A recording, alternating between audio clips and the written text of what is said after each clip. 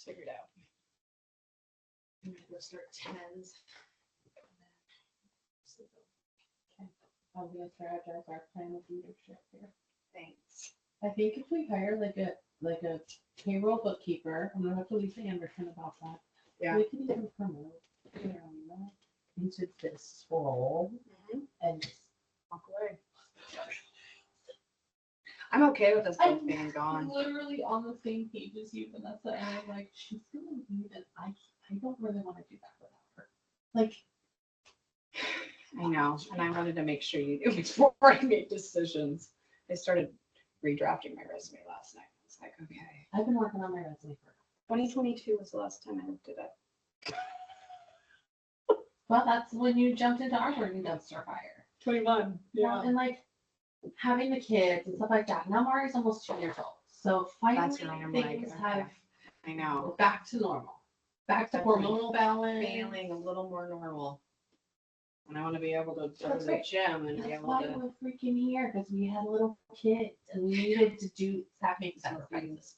But I'm willing to sacrifice it for the whole dang world. No, I'm not really. You know, let's just find some business support for this. We step out, that frees up our salaries to support the business. Carolina doesn't need to make as much as either one of us. She has the skills. But we put into place business supports so that she, Walk away. and then, you know, maybe we're on the board or one of us is, Yeah. you know, and just say, You hey, know? Yeah. Oh, who's that? Oh.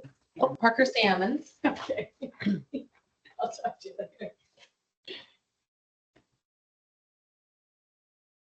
I don't think my mic is on. It looks like it's on. Yeah. I had so much trouble with my Zoom last time I was in one. Okay.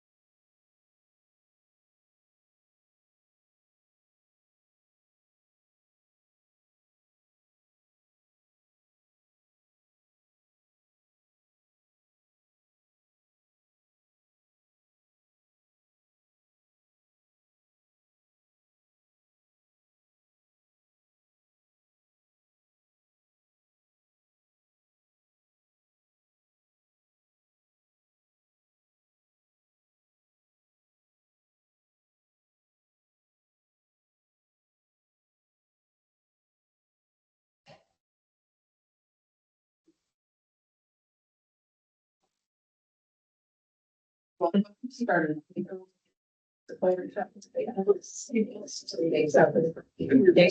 So,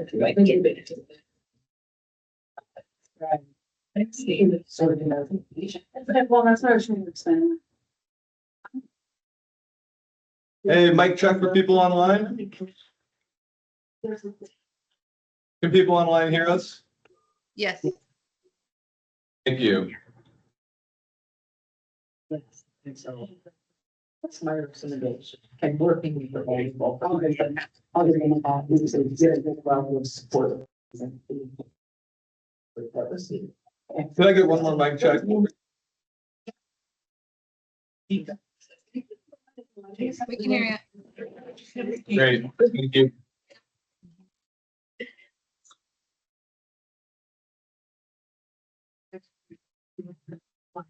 But do you still? It's just the only thing that, I've been there too. two different. They started. Yeah. This thing maybe. Right?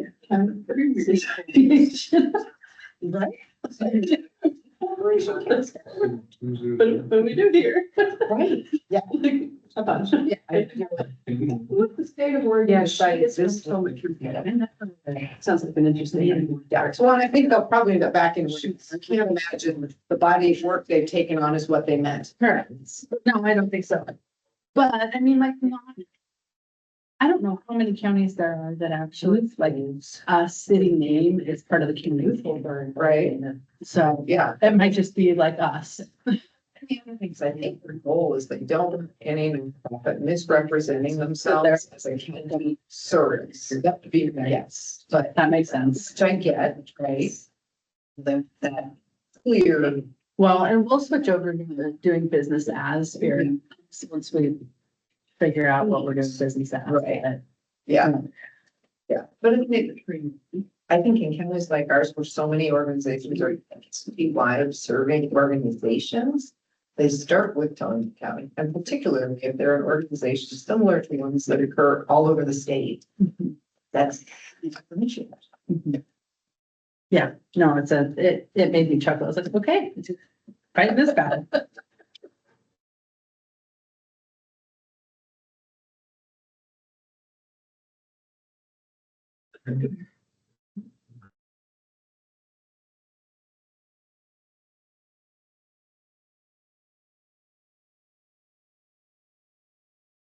One, two.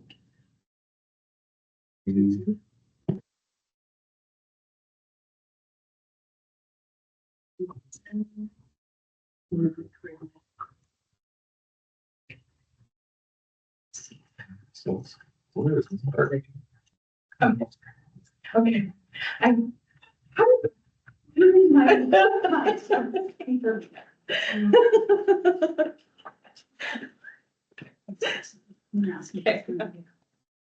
Hi. Well, we start next week. Yes. I feel like I'm like in the corner all by myself.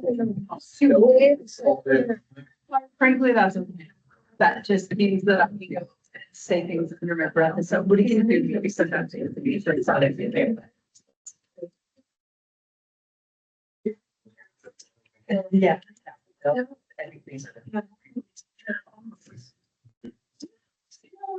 Just currently waiting. Sounds like that's what I don't know. That's a great thing. It's really so rather than trying to find this nowadays. I'm trying to decide if I want to be working. This, well, what is it? That's yeah.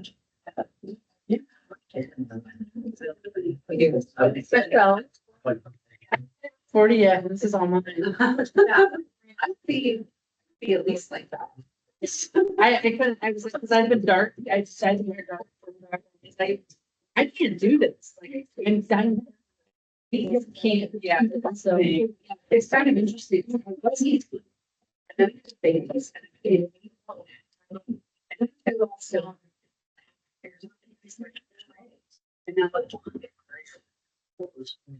Wanting to say. That's kind of where. All the. When you exceed 7.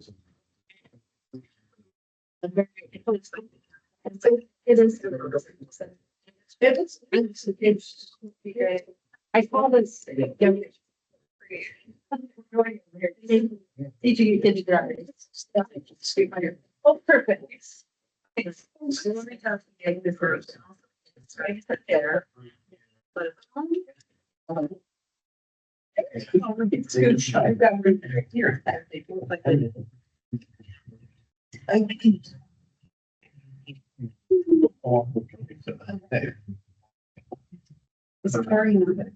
No. So you're.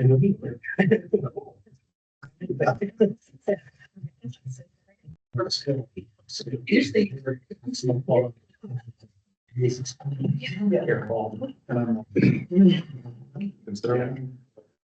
Okay, well, let's start the meeting of the Housing Commission at 9:03. My name is Mark Pessner, I'm the vice chair, and leading the meeting today because the chair, Carrie, can't be here. So let's introduce ourselves. Tillamook County Commissioner. Rich Brackey, random at large. Kristen Puffier, At-large member based in Rockaway. Heidi, at-large member, the South County. Elizabeth Jesus, nonprofit representation. Chris Wilkes, Development Committee and at-large next month. Yeah. Parker Simmons, Tillamook County Housing Coordinator. Sarah Dental, real estate community. Terry Cooper, EDC director. Michelle Yang, the large employer representative. Dave Bennett, South County Rep. Is there anyone online? Anyone online? Megan Brian Carpenter, Okay. Let's start with Megan. Megan Carpenter, City of Tillamook representative. Briar Smith, at large member. Jackie Reiser, Chair of the Development Committee.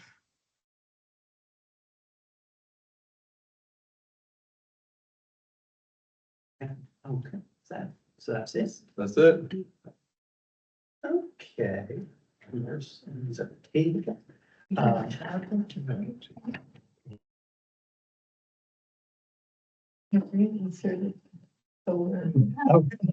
And my ears went. That would be a new one. Yeah. Okay, so, the mission minute.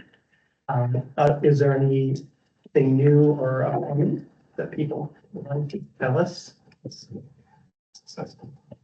So this is not a positive mission minute. Somebody just told me that there's efforts underway by OSHA to require agricultural housing to be a certain distance away from barns.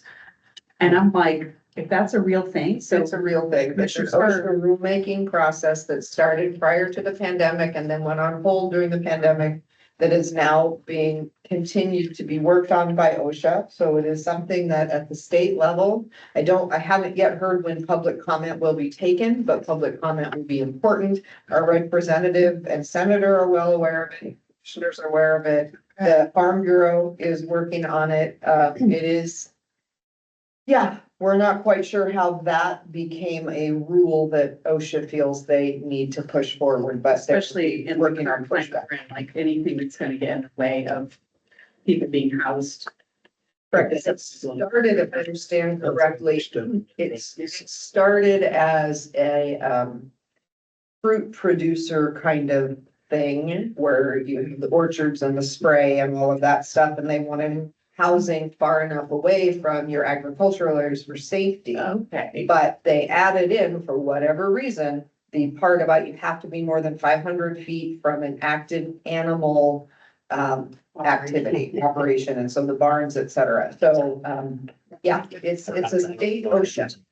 It's state OSHA. So yes, there's lots of pushing back that will happen. And again, legislatively, it's being discussed by the senator and the representative as to whether or not there's anything that can be done legislatively, because it's in the rulemaking, which is a whole different creature. So more to come as we know more about how to activate phage.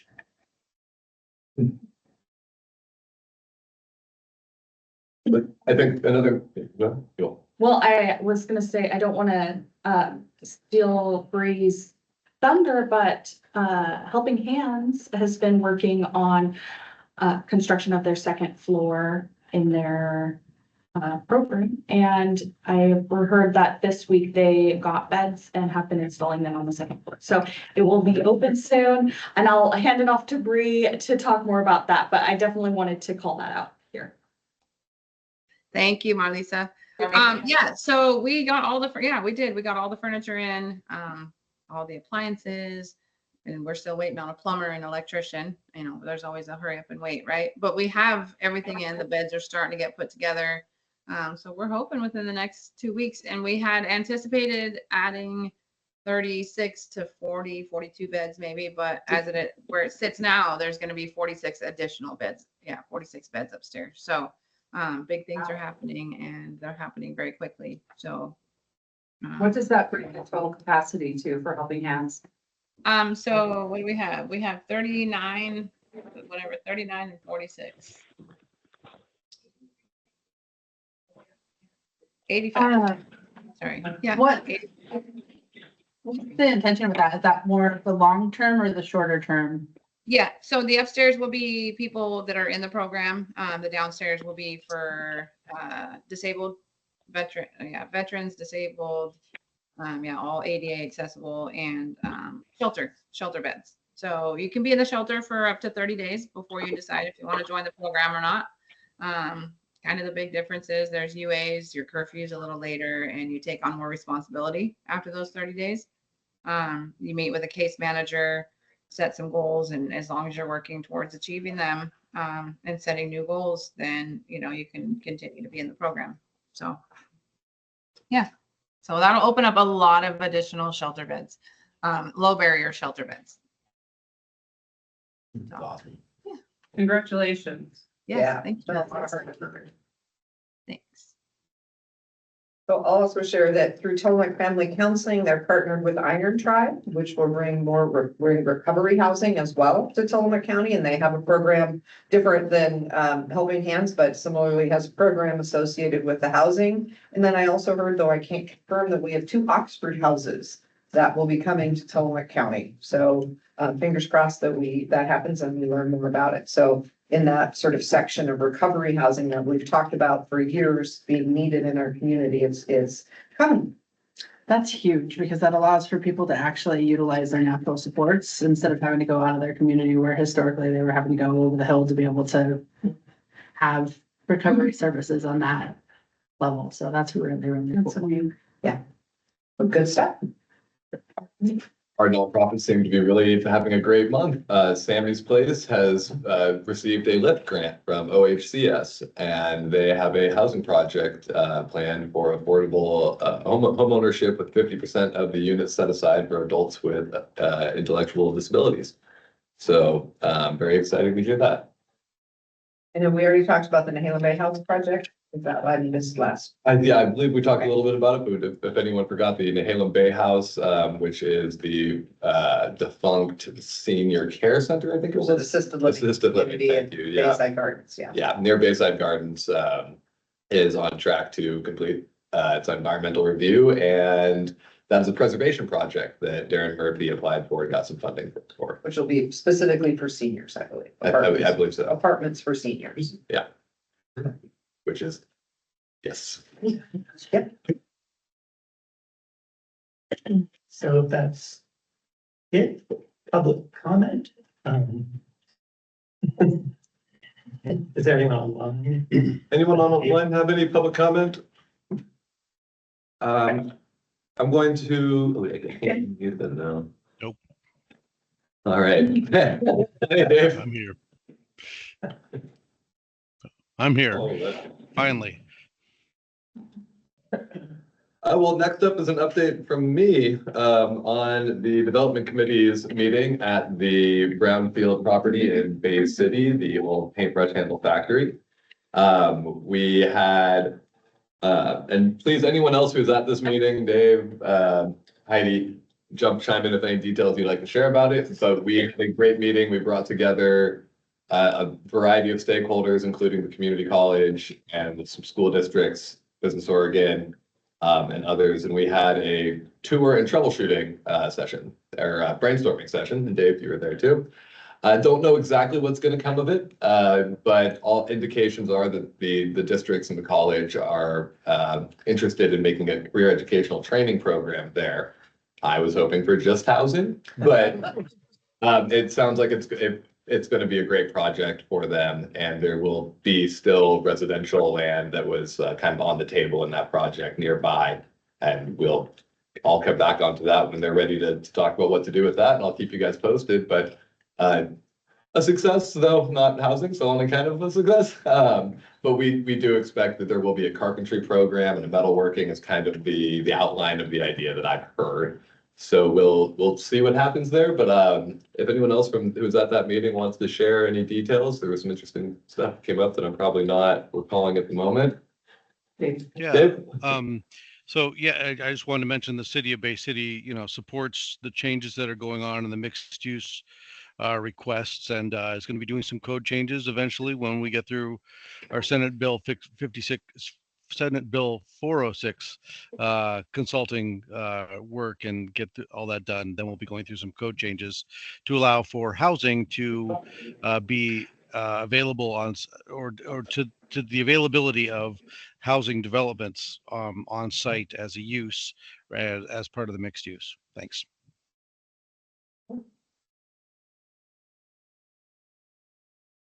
So that was just the update on that brownfield project that is cruising forward. I can also give you an update on the other brownfield project that we've been talking about, which is the 3rd Street brownfield. They are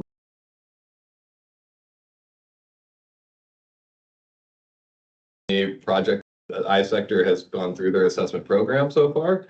It's now been passed to R3, which is rural redevelopment, and there's another R. And we will kind of see how that group is able to connect them with some funding and financing to get that project to the next level. But it continues to march forward slowly. And yeah, so unless anybody else had anything for the brownfields. Yeah, not a whole lot of updates, guys, sorry. Next up, the raw property. I've been talking with both Business Oregon and Biohabitats. Pete Nunez, he is the one who I think his company is the one that specializes in innovative wastewater solutions. He has given us a scope of work and a quote. Business Oregon said they may be able to help us pay for that, but I'm not going to hold this up waiting for that. So we're going to keep going forward with bringing a recommendation to the commissioners to pay for that feasibility study out of Fund 122. Is that correct? The housing fund. The housing fund, yeah. And that is pretty much the only thing that's moved forward on that. Regional Solutions has kind of stepped back in and as also wants to be part of the conversation as we develop any sort of plan there. The development committee remains kind of the steering committee of sorts, ad hoc, until we can get a better system there as that project gets legs and needs more assistance. I see Dave's. Yeah, Dave, are you still having your hand up or did you forget to put it down? Yeah. Thanks. So what was that question again? Oh, sorry, hand done. Right. Yeah, we just It gets stuck up there sometimes. Yeah. Any questions about the raw property or where we stand on that? And to clarify, that's going to, like, hopefully the intention is to be able to kind of offset some of the inability to build over in that area. Yeah, so there's been a few ideas that have been raised on how that property could best serve both itself and potentially neighboring parts of the area. That's why we need a feasibility study to know how much of the property will be needed to be dedicated to some sort of wastewater, how big we could go and it potentially include nearby properties and what happens in that case, because now we've gone from an on-site to a shared system. I'm really trying to explore all the possibilities with how much we can do to open up that area to development. Suggestions have included trying to investigate a TIF district for the financing of infrastructure. There have been, we continue to investigate just innovative, like, sanitation systems, basically more new modern technology for septic, that just uses a little less space and could potentially just be for that site. But we're still very, very early on in trying to figure out how to unlock that property. But there is a lot of interest from groups like Colpack and Business Oregon in helping us to discover how we can unlock it, because it is such a great piece of property and it has the potential to be like needle moving on housing. Yeah. And for anyone who doesn't recall, the raw property is the 47 acres the county purchased between Marloff Loop and McCormick, about a half-mile south of the community college. Parker, is the on-site wastewater treatment, is that kind of the biggest challenge for that site in your mind? Absolutely. The wastewater is the challenge. And yeah. Yeah, I mean, barring the city and fixing its multi-million-dollar infrastructure problem, that is undevelopable. So we gotta find a. You know, there's a number of vendors who provide on-site wastewater treatment, and some of them have been very successful. And our own county sanitary division or department has overseen some of those installations. And so I'm thinking that another way to go about this would be to contact some of those vendors and ask them to kind of give us just a quick overview in terms of what equipment they've got that would serve how many houses, how many apartments, how many acres, et cetera. And I wouldn't be surprised if some of that might even be designed by the vendor, at least a preliminary design, just to kind of help prime the pump for a sale. And so rather than waiting for funding for that particular consultant, we might reach out to some vendors and just see what they would do for us. Yeah, if you guys would like me to reach out to some vendors and just get some hard quotes on what they think it might take. I think it would be difficult to get that quote if we don't know what the scope is, because if I went to them, I'd say, hey, how much for an on-site sanitation system? They'd be like, well, it depends. How many units are you putting in there? Is it going to be like large footprint apartment buildings? Is it going to be just like single family homes, cottage clusters? And they just wouldn't know what to bid for, because they could be anything at that point. But once we have a feasibility study, we'll have a few different paths. And biohabitats will say, if you do this, this is how much housing you'd be able to put here. If you do this, this is how much. And again, because they specialize in this like innovative part of this, that they will also build into it like naturally using the environment, wastewater catchment and bioswales, et cetera, and will help us let us know how much of that we would need to plan for to reduce our wastewater needs and the costs associated with it. So that is kind of one of the big benefits we get out of them is we get the feasibility study kind of acreage to wastewater, and then we get and here's all the little innovative things you can do and how much of it will reduce the wastewater needs overall. And yeah, so until then, we won't know, and anybody installing just an on-site won't take into account any other mitigation efforts that we do, because they don't do that. Commissioner Scar, I'm curious, is this something that, so I know in the past you've mentioned that the county is gonna redo or update the housing study about like what the housing need is. Is there like an addendum within that can talk about some of the availability of like vacant land that has some barriers surrounding it that could go into that study? So when we did the study previously, we did buildable lands as part of it. I don't know that we're intending to redo buildable lands at this point. And part of it, because we do have that sort of an inventory of what buildable lands exist. It doesn't go into the full barriers part that you're talking about. Gotcha. And I think that's a huge body of work. It is. That probably we're not going to do at this point, but Parker, we've been talking about updating the study. Do you want to share where that Absolutely. is? So I've been talking with Todd over at SCS, who did was the lead on our 2019 housing needs analysis. I sat down with both of them digitally, and we went over the 2019 HNA and evaluated it for the things that we could update easily and that were relevant to us, and compared that to the work the DLCD is going to be doing with things like buildable lands. And buildable lands is a very up in the air kind of topic right now, just as you all know, as we've been educated about the FEMA BIOP. nobody has been able to present a way for how to calculate buildable lands while we are still unsure of the full impact of the buyout.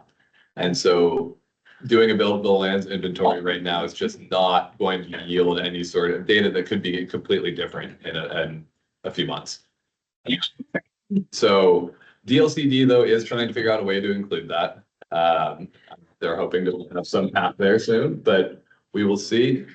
For our part, the topics or the sections of the HNA that we'll be updating, we want to really understand the demographics of who has been moving into what, how the housing that has been constructed since 2019 has impacted the overall housing stock, what the new mix is in Tillamook County for types of housing, and again, trying to identify the greatest need and the places where we have moved the needle the most effectively.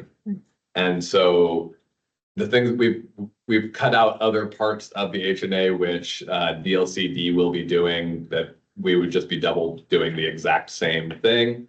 But we will be getting a few different bits of information, especially regarding second homes, vacation homes, short-term rentals. We'd like to understand how our short-term rental program has impacted housing stock and availability.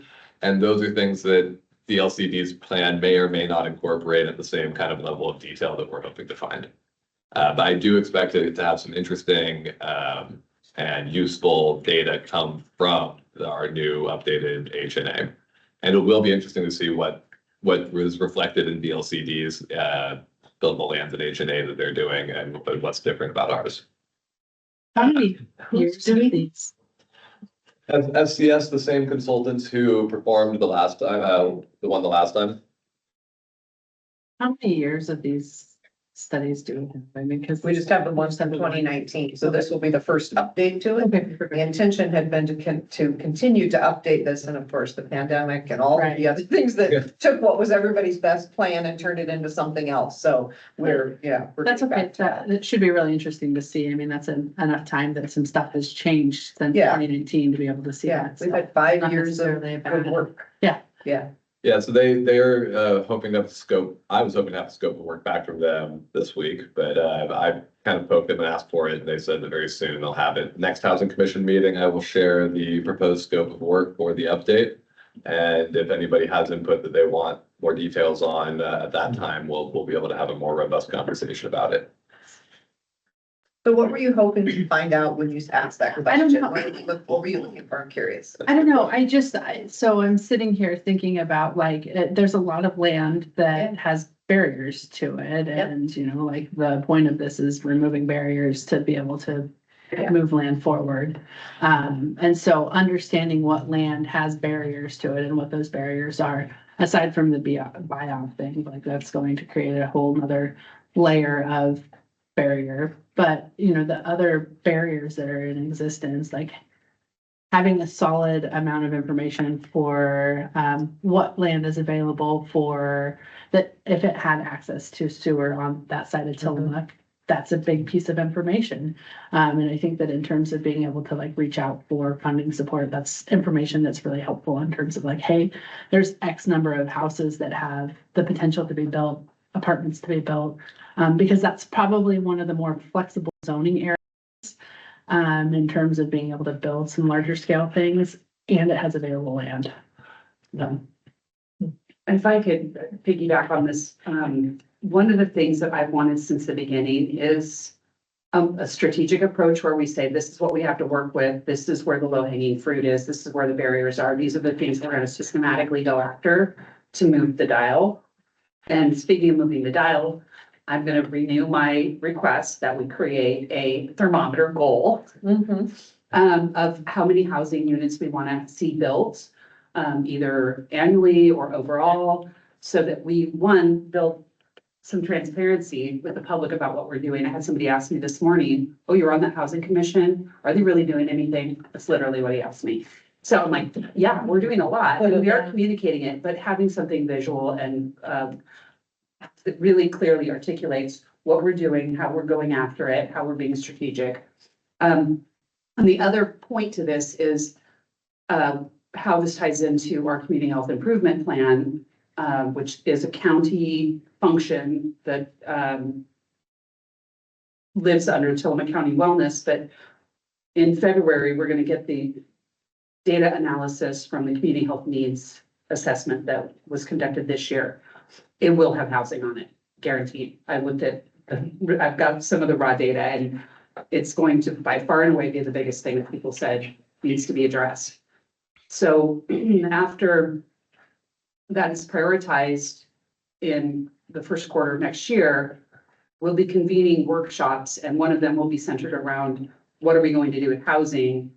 So I'd like to see obviously some alignment and with what we're doing with basically whatever we do should be what the community health improvement plan is that we say we are going to do and how we're going to measure what we're working toward. So I'm just bringing it up now since it is part of this conversation. Absolutely, and I will communicate that to the consultants and ask them to, by looking backwards over the last 5 years since the 2019 H&A, find how they would have, what the most valuable data by year would have been as we go back and look. And then we can use that to project going forward, but we should be able to then have 5 years of thermometer data and having the same system for going forward after it to do the same thing. So I'll ask the consultant. Yep, go ahead, Dave. I just want to add in there is that's going to be part of our requirements for Senate Bill 406, how many houses each community is going to be required to do. So we're going to be working on that over this next summer to identify that. And I should just add that the CHIP, the Community Health Improvement Plan, will also extend to the work that's being done at CARE and Helping Hands and other housing, full spectrum of housing from shelters to and supportive housing all the way through to the workforce housing that we're doing. Michelle, when will you get the data back on that? February 4th. February 4th? And you will be invited to that. I'm just wondering if once we get it, I could pass that to the consultants and they could actually do a comparison of what is identified in yours versus what we've done or what we're doing. Well, ours will just be like, this is what people said was the most important thing, but it's not going to drill in deep to what. It won't have like any demographic attached. Okay, but yeah, I think it would be useful then. Okay. I'm not going to let that slow down what we're doing or anything, but I will attach it as at the back end of this. Let's make sure we do this analysis with the new housing data that comes from the CHIP. Okay. Yeah, because I think FCS just looks at census. I mean, if I remember correctly what they did before, they looked at census, and the CHIP looks at and analyzes some of the key populations and key issues around key populations. It does a little bit more analysis. Yeah. It might what's interesting. Communities. Yeah. And then census data and.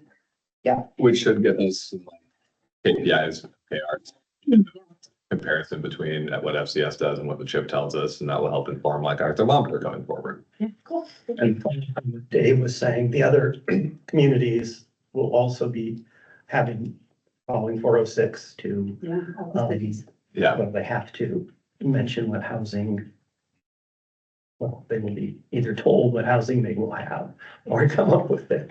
Yeah. Just to remind everybody, 406 includes Tillamook County in the housing production strategies of the state of Oregon.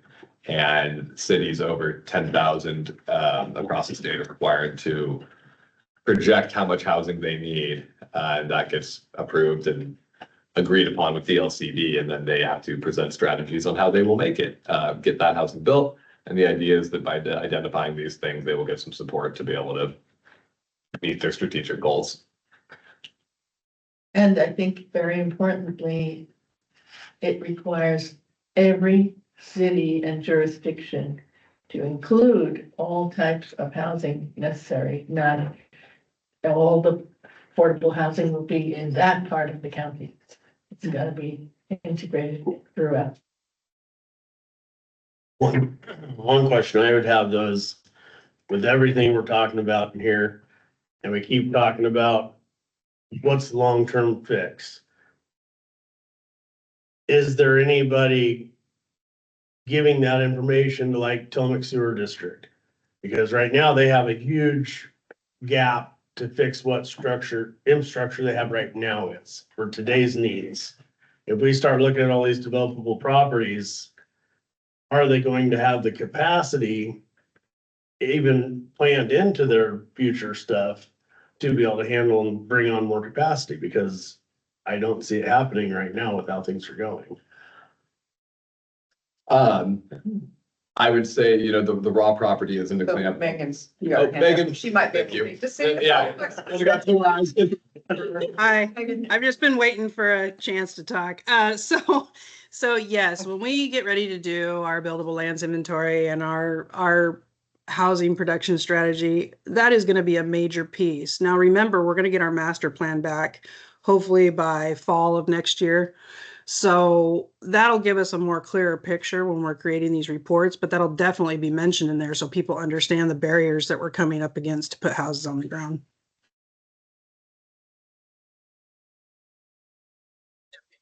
Say though, my understanding of what we're doing here in partnership with the cities is when we look holistically at these challenges and the barriers we're facing, that we're gonna ideally collaborate with cities to advocate for like earmarks, like we've done in the past for some of the cities that have benefited from some infrastructure funding. Like, this isn't, the city of Tillamook needs to fix this problem by itself, in my mind. This is part of the idea behind the community health improvement plan, is that it is collective work. We work together as a county, all the municipalities, all the agencies, all of the relevant partners identified, this obviously needs to get fixed if we want to see this outcome. So let's work together to get that fixed, support the city's efforts, whatever that means, and get that, you know, progressing. If the city wants to partner, I mean, it's up to the city ultimately, but. So this is like I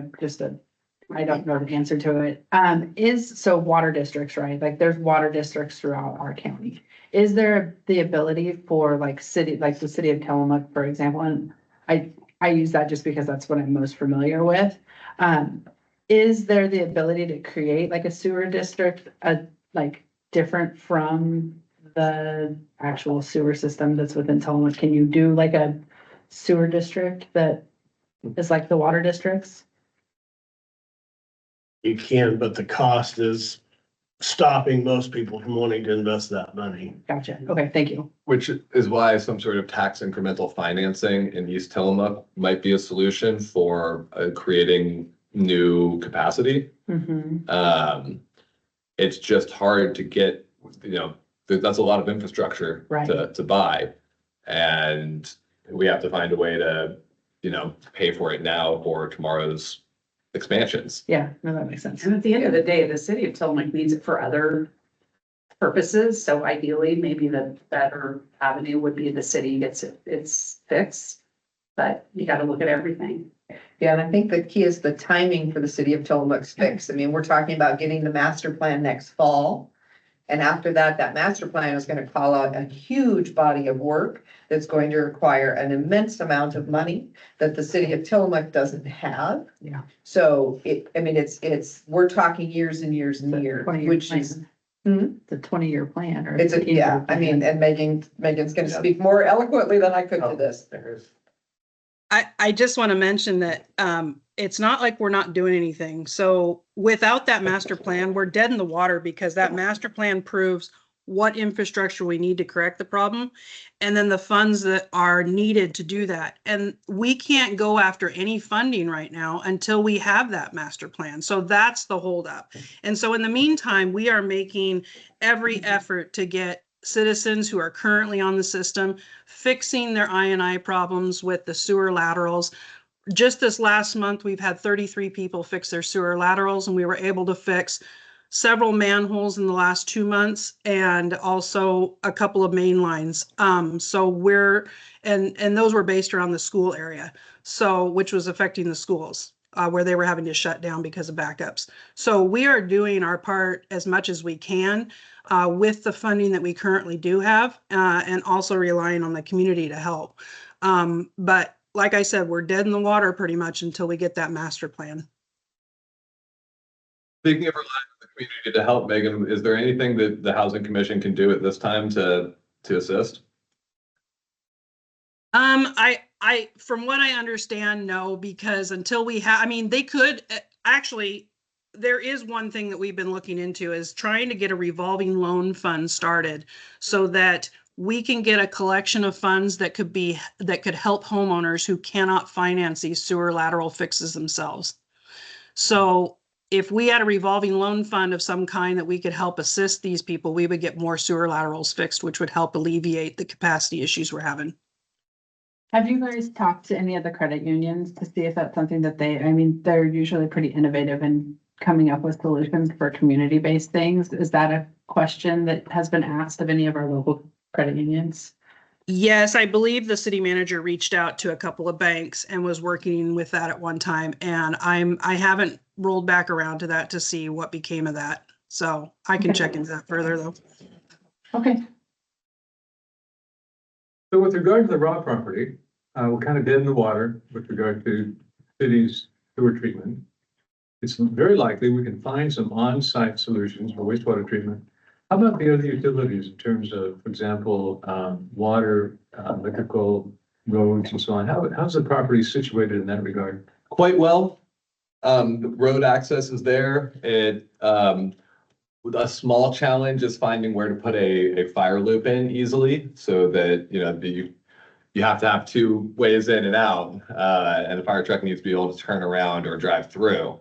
And I know I'm not a planner. I don't know all the details on how many units of housing you can put per hammerhead turnaround or road through. I think it's 30, but I don't know. So in terms of other infrastructure, though, water is there, plenty of capacity. Power is there, plenty of capacity. It really is the wastewater treatment issue. The solution that I see as kind of having some legs on that area is this tax incremental financing. And the idea is that there are institutions that will loan to municipalities. And the agreement is very roughly this. It's we give you this money for infrastructure. And because of this infrastructure, new houses will be built, the property's taxable base will go up, and there will be more tax money coming in from these new development. But when you do it this way, that loaner, that bank wants like 80% of the new taxes that are generated until they're paid back. And so, if right now the property yields $10,000 a year in taxes, and after development, it's, 5 million, then 80% of that would be collected and paid to the infrastructure loan until it's paid back. And then the county would continue to collect the 100% of the tax generated from that property tax. It's a way to get tomorrow's taxes to pay for your stuff today. So that's one idea. If we did that, that's where we could look at a really, really big system at that point and take a piece of that property and unlock a lot of those surrounding areas to come into a new, in this case, would be a new sanitation district. But this all takes a lot of time, and for me, some education as I kind of elevate my understanding of how these processes work. But that's multiple ways that we can continue to unlock development out there. Yeah, so let's see, are there other parallel tracks we can be on, in addition to checking out the on-site wastewater treatment? For example, do we want to bring in a planning group to help us kind of give an overview of what might be possible on that site with regard to where the current infrastructures are, for example? Yeah, that's the beginning of the feasibility study. The next would be to take the information from the feasibility study and take it to that kind of planning group. And then we could see what we could actually do. Like the feasibility say, hey, you can get 400 homes on this property if you build this system. And we're like, that looks like a great cost for a system. Then we would take it to someone and says, here's how I would put those 400 homes around the property. So sorry, maybe I missed it. Do we have a feasibility study in mind for that particular? Yeah, we have a scope of work from Biohabitats for the feasibility study for the raw property. And it is all set. That's the one where Business Oregon said that there might be some funding to help us pay for that. But I'm not waiting to get that sorted out. We're just going to keep going. And maybe I'll hammer them and try and get them to reimburse us. Sorry, I misunderstood. I thought maybe they were coming in just to focus on the on-site wastewater treatment, but it's going to be more of a overall overview of Yeah, they will tell us how many homes could be supported by what type of on-site sanitation system on that property. So we could ask them, hey, if these were all single-family homes, like what sort of shared septic would be needed and where, and then how many homes could we put around the infrastructure that we put in? But so it's just it's the capacity of that property to carry a certain number of homes that we do not know, and the feasibility study will tell us that. And so they will do things like, hey, this is the density of the ground where we would put the septic, which means that this is how big the septic can be, or this is how much it costs to dig through the clay that is going to make it reduce your capacity to leach into that area. There's so many things that I do not understand and need technical assistance from people who do just sanitation at that scale. Chris Kiola, our on-site sanitation specialist, will be helping me through this. So he is my technical support so that when I do talk to people who know what they're talking about, he's behind me and, helps. Thanks. Megan? Hi, hey, Parker, I just had a quick question. Is the county leaning more toward an actual like wastewater plant, or are they looking at just septic? Will there be any discharge with this, or are you not at that step yet? I mean, I've thought about all those things, but no, we're not at that step. That's what the feasibility study is really going to tell us is like, hey, this is how much space you would need if you wanted to leach. And then we'd be like, wow, that takes up like a whole bunch of the property. Like maybe we should look at something else. Or whatever the feasibility study, it'll just give us the data to start to follow those threads, essentially. Okay. But I will keep you appraised, and if you would like to talk with biohabitats before we take that scope of work to the next level, I'd be happy to go over it with you and get a meeting with Pete and you to talk about it. Oh, I'd be happy to do that, especially with our wastewater plant supervisor. I'd want him there as well. And he's been I'm just worried about discharge because the closest body of water would be Holden, and it's already its max. So I really don't want to add any more discharge to that. Yeah, well, let's talk. Let's get you, me, Kenny, and Pete together before they start the feasibility study, and you guys can help inform that to what you think is most helpful. I mean, you guys know more about this than me. That would be great. Thank you, Parker. Is there any tie-in that can be done? And I know nothing of this really, other than it's happening, is that the college has some level of something that they're doing with water, like storm water, like water that's there, that they had funding that came through. Anybody know anything about that? So on the property at the The fairgrounds, there is a FEMA fix that's coming from the 2015 storm. Yes. Megan's got her hand up. She probably knows the details, but I don't. I know nothing other than like, I've read like 4 paragraphs on it and it's in my brain, so. And Megan, you can just stop putting your hand up and just jump in. So not only the reason why TBCC was able to connect was because they're not actually making a connection. They're using the current connection that they have now. So I'm glad this was brought up because there's been a lot of question about it. Like, why was the college able to connect and houses aren't?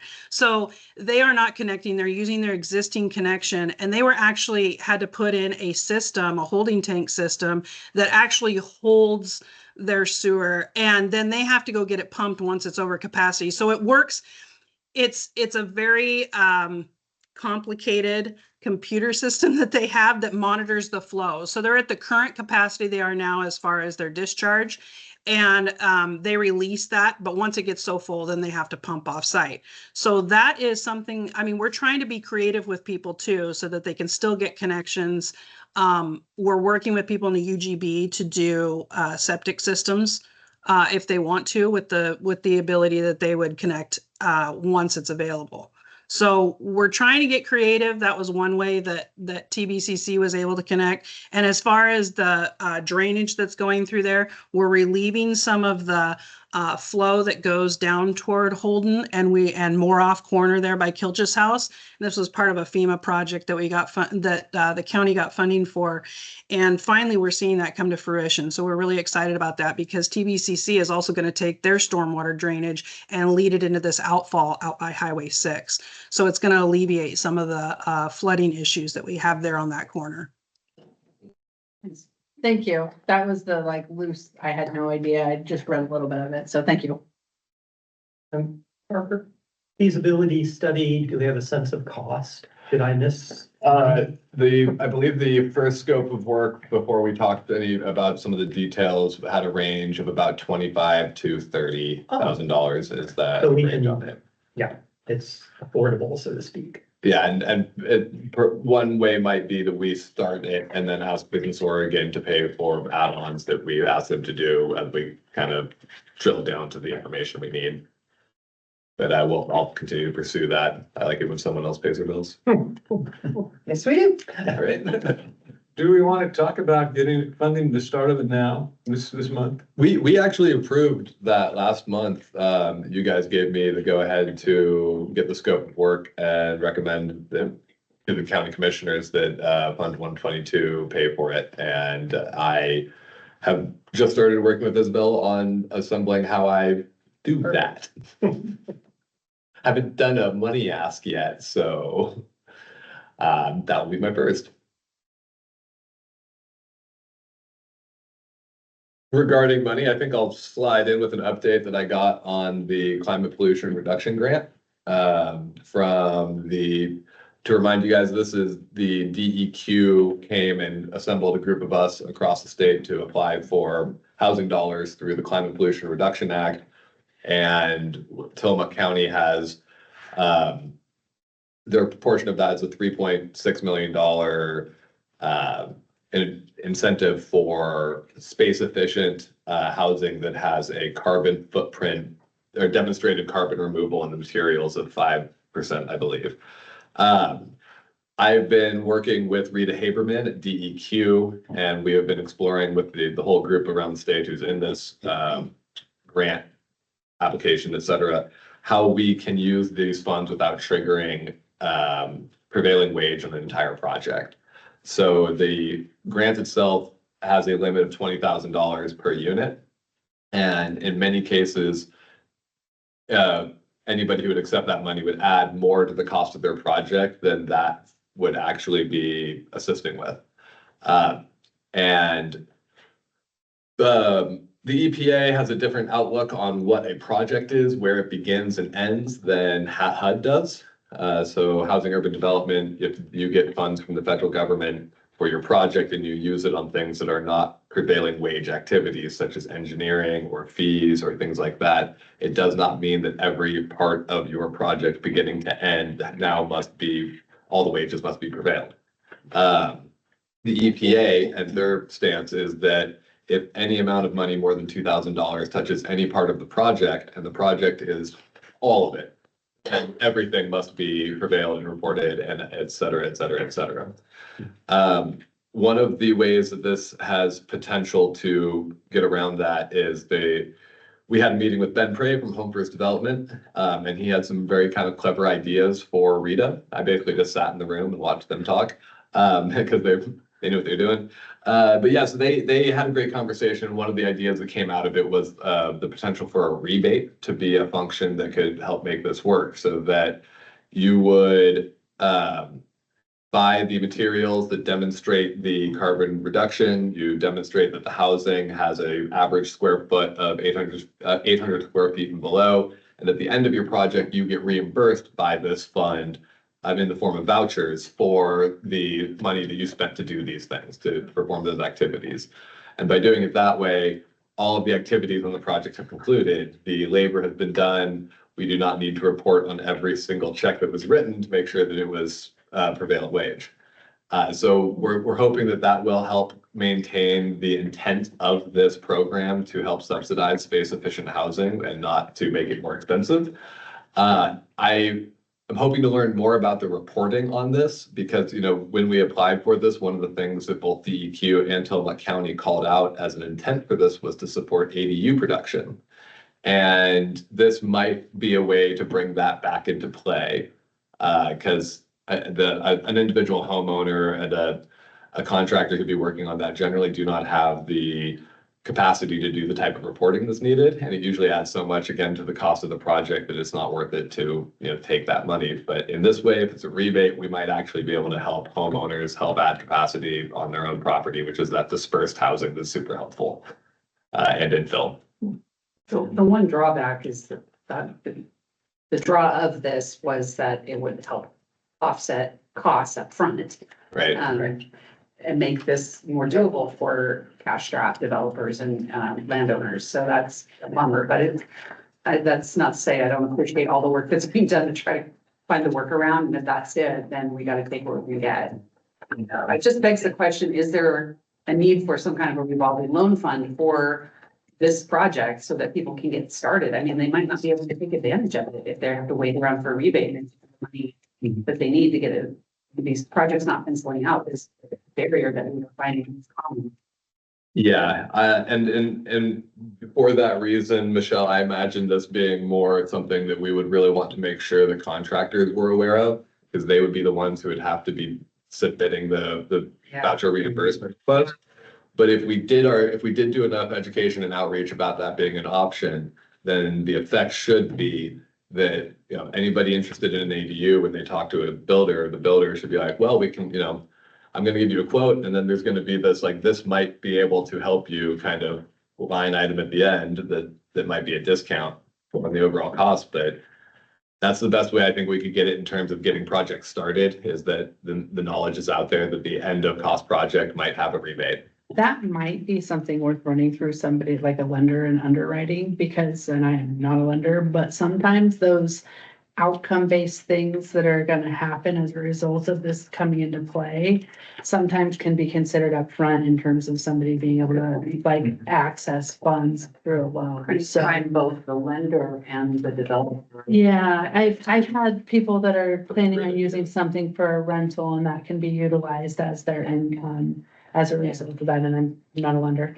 But that, you know, that's a piece. So if there's a way that we could find a lender that's creative and an underwriting that really enjoys stuff like this, which they exist, that might be a way to be able to have this outcome effects at the beginning. And even if it ends up being that it goes towards ADUs, and ADU, there's some kind of clause in there that it has to be rented at X amount for X number of years, that's still going to provide additional housing that's probably going to end up going into workforce housing for teachers to be able to come here and actually have a place that they can go to, or, you know, like that's going to cause a different level of impact that the community can work on while we're working on some of the bigger stuff too. So Yeah. I don't know. I will also say that having really dove into this grant fund and how we can make use of it, even if the rules did not change and it was presented as it was to us, we would be able to get those funds out the door in the 5-year timeline between the big A affordable developers, low income, and and Habitat can use those funds. And so we have a lot of different ways that we can get those funds out the door. And I don't see anything that would stop us from accepting those funds. I just know that part of the original intent was to do those ADUs that we all know are so important, and I'm still trying to fight for a way to include that. But there was a minute there where I wasn't sure if we would actually be able to use these funds at all, because I thought that it might just be adding costs. But having learned more about it and how this is going to operate, I'm confident that we'll be able to get those funds out the door and help make some important housing happen with them. So is the rebate a green light? It's Or not is a it green light. So DEQ is continuing to work through the details on how this program will work in terms of the logistics of moving the funds and how they go out the door. Is it a voucher, et cetera? But they have told me that they will be accepting the funds. And they have not done that yet, so we are now past their original timeline of they wanted to pen or ink for those funds in October. But because going back and forth with the lawyers at EPA has taken so long, we're now into November.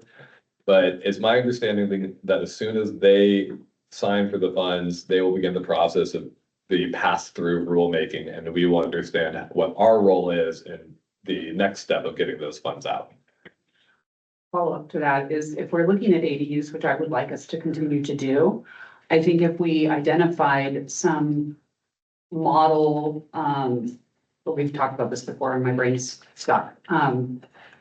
ADU building plans.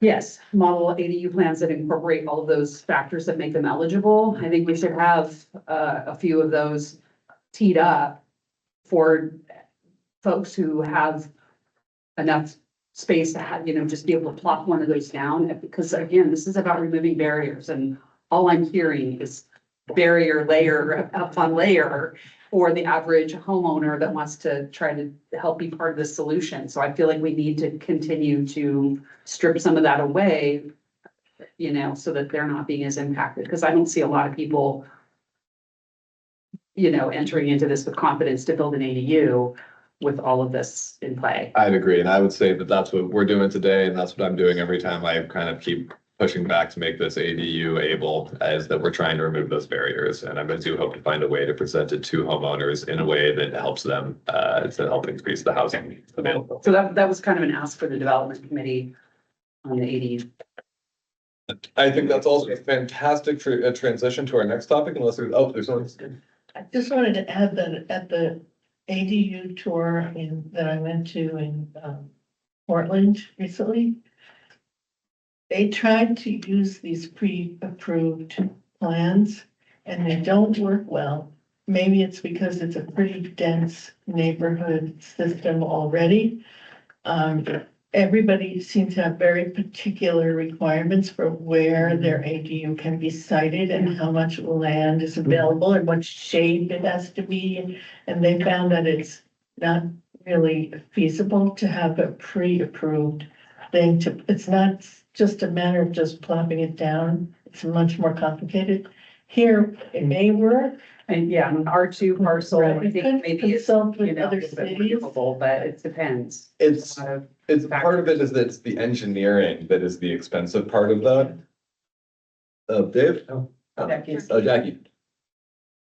Yeah, I was just going to point out, when it comes to putting them on different lots, yes, it is a bit of a difficult task because you have the different setbacks, the amount that you're able to take up on each lot, but you can take separate plans and then design your site plan around that. So if, let's say I give you an ADU plan that is 20 by 20, most lots can accommodate that. And then maybe you could have it as part of the package to offer a site plan drawn and then connections with the engineers to match what's required for the site, depending on the soil, those types of things, and still have those pre-designed plans for it.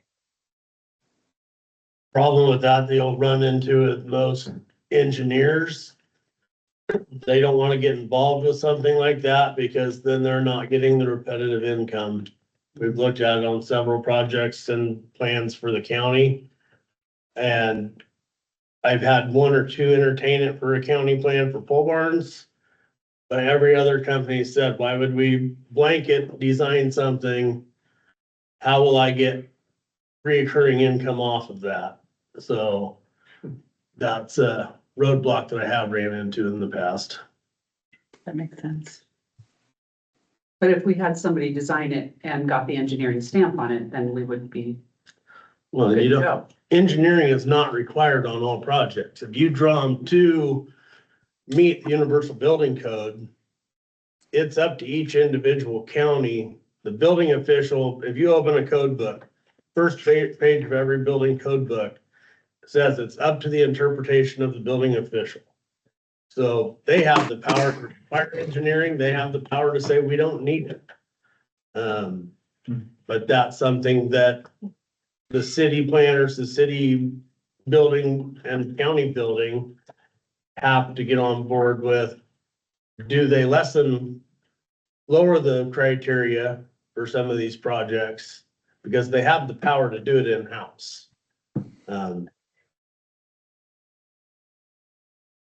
So. Power and skill set, I think is, well, and I mean, I think they have to follow certain guidelines that are unique to each county based on seismic and a million other factors. I was gonna say something about that as well. We could determine in advance with geotech engineering which locations would need specific engineering and which wouldn't, and then drive the decisions based off of that. Because like you said, a lot of places don't require structural engineering, but you will, you're getting geotech done in certain locations that have weak soil, you're gonna need it on every single lot. So maybe you could do that research beforehand and take the approach on the ones that don't need that type of engineering based off their soil. Who's got their Yes. Steve? Hey, Parker. Hi, everybody. I just had a quick question regarding the DEQ funds. With our brownfield site, we're trying to put, upwards of, I guess, 48 doors on next to Adventist Hospital. We've had some initial conversations with Megan regarding sewer, water, et cetera. And, we're aware of the phase 1, phase 2 soil complications, et cetera, with that site. Would there be a way that the county could take the DEQ money and hire city employees to do, water, sewer to the site, clean up the site if there's any excavation, soil work, and I guess do all that work before we even start the project, thus, I guess, creating a barrier between, what we're doing and the prevailing wage. If you guys are hiring the city to do that work, it takes it off of our underwriting. It basically accomplishes the same goal if we were to get that funding, but then it doesn't affect our prevailing wages, which we already know from conversations with 3 different builder groups. Would prevailing wages just completely kills our project. We can't do that. Steve, it's my understanding that under the current, under Oregon DEQ's current understanding of EPA's attorney's interpretation of the pollution reduction grant framework and how it applies to prevailing wage, they would, in that scenario, tag your whole project beginning to end. Every single aspect of it the wages would need to be prevailed and reported. That's why DEQ is looking at a voucher model where there would be reimbursements for the specific activities called out in the grant itself, i.e. the carbon reduction and the space efficiency. So ideally, in their view, you would be performing things that make it nicer to live in a space efficient space and more energy efficient and a carbon reduction in the actual materials used. And at the back end of your project, they'd write you a check for those activities. Is kind of the simplistic way to describe the path that DEQ is exploring right now. But even though, yes, infrastructure work performed by the city is already prevailing wage, it would still hit your whole project with it. Same thing if we use DEQ money to pay SDC fees, engineering, anything that isn't actually prevailing wage, they'll start to finish hit you with it at this time. Even if that work was done before we closed on the site? Yep. If that work, even if we somehow found an activity to have you apply for that was like before you even owned the site and it was like pre-development what if work, they would still hit you with it at this time. All right. Yeah. I've done a lot of phone calls with that back and forth. However, this last conversation, is there any other comments on that or questions? Silly noises? Okay, I think this is a good time to move over to our next item, if that's all right. I'd like to skip to the first letter of support we have to review today. We have actually 4 letters of support to review and approve to sign on to. The first is one to Cyrus Javity, Senator Weber, and a whole bunch of other people that were on there, so I won't read all of this. But this is a ask for support for some specific items, and basically let me start over. Carrie has put together a wonderful ask of the Christmas tree bill, and you can read through this. The final page on the back is the summary of what the Tillamook County Housing Commission would be asking for. And I'll give everybody just a few minutes to review this letter. Did our folks online get access to that? Yeah, these were all posted on the Housing Commission website at the very bottom under files.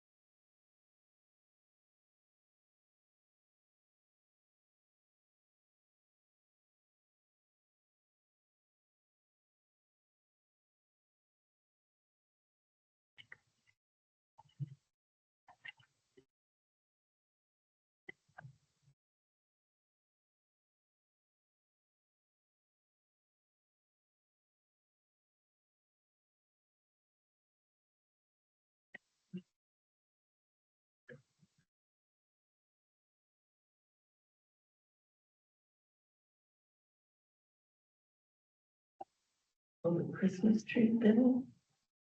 At the end of the legislative session, if there's funding that hasn't yet been allocated, all of the legislators seek to get their pet projects into that, and they call it the Christmas tree bill, because it's just, it's the end of session, it's whatever money's left, everybody gets, you know, if you're at a high enough level in the Senate or House of Representatives and can get your stuff in there, it's a big win.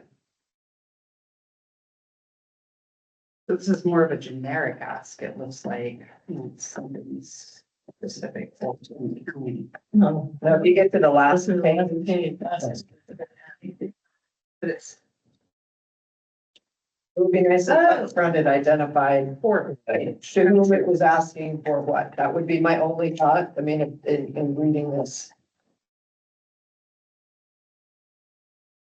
you take the in summary and bullet it out on the front page. And then still keep the in summary for. I'd be happy to add an executive summary to the start of this letter. Probably a good idea. Yeah, at the beginning of the letter, you don't realize that this letter is an ask. Yeah.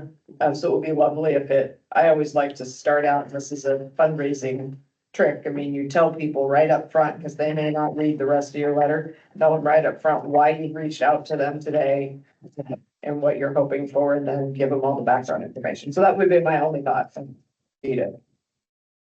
Yeah, I'll give them tell them what we're about to tell them, and tell them what we told them. Yeah. Happy to make those changes. And maybe sync those links to the end summary instead of the beginning. You know, if anybody sat down with either Cyrus or Suzanne before the session to talk about any of these asks. Did we do that ahead of sending this letter? Yes, either ahead of or at the end of the letter, it says, I will be contacting you in the next 3 days to set a time to talk through this in more detail or whatever that looks like. But the call to action piece of it, you know, we're at the point now where bills are being drafted and, most of the pre-session stuff's been drafted. What will drop on January, when the session starts, those have already all been drafted. I will redraft this letter with the suggested changes and then send it to Carrie for her approval as it is still by her. And with that, I don't know how we sign on to these. I actually brought a sign sheet this time so that people can sign their actual So you can have a signature. final signature page. Yeah, and is it okay to have that signed and then make these edits, or should I? Up to the group if they're willing to approve a letter or to sign on the letter they haven't seen final text for. But I can just do that since I'm. Is there some reason why we think they approve in $2 million incentive for ADU development over workforce housing development? Like that's a big ask for us. Difference is use. the people that are gonna put an ADU are John Q. Public. The people who are building workforce housing are developers that have money. And there are existing sources through HCS and other Yeah. programs for them, but there are not a lot of programs, especially here, for. That does. Involved in building something in their property. Is that something that we should be including in our next housing needs analysis update, as some sort of analysis of what it takes for the average homeowner to participate in an ADU production? Is there a way that we can capture that in data, or is that more of a qualitative thing that we I would think need? it's more qualitative. I don't think it's an FCS Yeah, project. I no. think it would be, I mean, we keep tossing everything to the building committee, but I feel like you have the people at the table in that group that understand what it takes. The development committee? Development committee, yeah.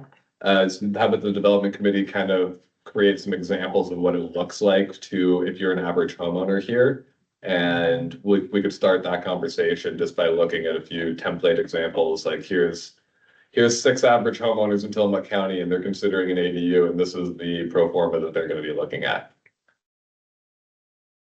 With that, would the first ask, would that be, the ability to maybe talk about how many licensed contractors there are that have capacity to be able to do that? Like, that's a numbers thing of how many licensed individuals there are to be able to take that on. I don't know how you get. There's also the consideration that there are existing, there are companies that have pre-manufactured ADUs that people are bringing into this community. There's at least 6 from Wolf in Tillamook County. So not everybody has to build something and find a contractor. Right. Getting at. We're also getting very narrow in our definition of ADU as being a freestanding detached structure. So just remembering that it's more than that. We would also want to evaluate what it takes to renovate a garage, or convert one into a freestanding, or do something like a mother-in-law suite. And then there is the fact that ADUs can be incorporated into new construction too. My favorite design for housing that you can, for like medium density housing that you can build really quick and cheap, is the 2+2 duplex, where it's a duplex. It's usually 3 levels with a tuck under garage, and then the level 1 and level 2 are the main home. And behind the garage is a forwarded 600 square foot ADU built in, like a mother-in-law suite style. So there's so many different types of ADUs that we just got to remember that it's a big word. Also, the number 2 ask a significant allocation of monies to infrastructure. It sounds a little vague. Like, could we give an example? Significant amount means? I mean, what if we dropped in there the exact amount that the city of Tillamook needs as an example? Yeah, that's what I'm thinking. Well, that's what they're beating around the bush about. But why not put it in there? You put $2 million for it. Because yeah, they don't have the scope of work yet to even fix the existing system for what they have. So to try to save, I mean, I know the number I was told for just the east side of town was $4.3 million for repairs. That's to repair what's existing right now. If you add on, okay, between the raw property, I know 3 other property owners in that same area that have the ability for development. Now you want to add 800 doors to that same line. Then their $4 million fix isn't adequate for that expansion. That's why I asked, if we're gonna talk expansion, we need to make sure that everything that they're doing is planning in that direction too. Because if all they're doing is repairing what's in the ground now, that doesn't give us the ability to expand for more, bigger and better things. But I think it's like a bullet point with those points would emphasize. Is there any way to get a per for- door estimate of how much that would cost? So like if you did 800 houses is possible? And how I much? proposed the project that would have been 700 doors. And but you have too many roadblocks when, like I said, they don't know exactly what's gonna cost to fix what they have now for problems. Once they fix it, then that will free up some capacity space. But right now, if they're running at almost max capacity, if they bring that down 20%, then you have some play. If they only can bring it down 3 to 4%, you're not gaining a lot of future ability to develop. Though this ask is statewide, and so honestly, I think the words, instead of significant, I think it needs to say a $1 billion with a B dollar investment. Yeah. Because if we have multi-million dollars just for Tillamook County, what does that mean for the state? It's likely upwards of close to $1 billion that would be, I realize the state probably doesn't have that money, but it highlights the need. Yeah. That might be go back to the legislative committee and Yeah, rework I was this just gonna letter. say, Yeah. I'm gonna work with, Carrie to rework this, and instead of signing on this one today, I will send it out for a digital signature from you all. If that's all right. Can we do it that way? Kind of approve it here on the meeting on that, Well, remember in the past, procedurally, we talked about not wanting to slow these things down by each of us signing as the chair, in this case, Carrie would sign as she has on our behalf. Okay. I'm assuming the point of all of us would be more impactful, though it would take up a lot of room. It sure would. So which do we need? Do each of us have to have our names on here, or is the chair enough on behalf of the rest of us? Or can we do a motion? Yeah. Motion to support what we said and for Carrie to sign if she incorporates our thoughts, or however you guys want to frame it. So moved. Like that. All in favor? Second. Aye. Aye, all in favor. Was there any discussion? If Oh, we do discussion. Robert's Rules of Order, we should probably. Yes, discussion. Yeah, just one more quick item. Point number 3 here is pretty generic. And I wonder if some of these folks will know who we're talking about there, the Oregon facilities. OFA, so do we want to call out the OFA there just so they know? I don't even understand the door, verbiage, to be honest.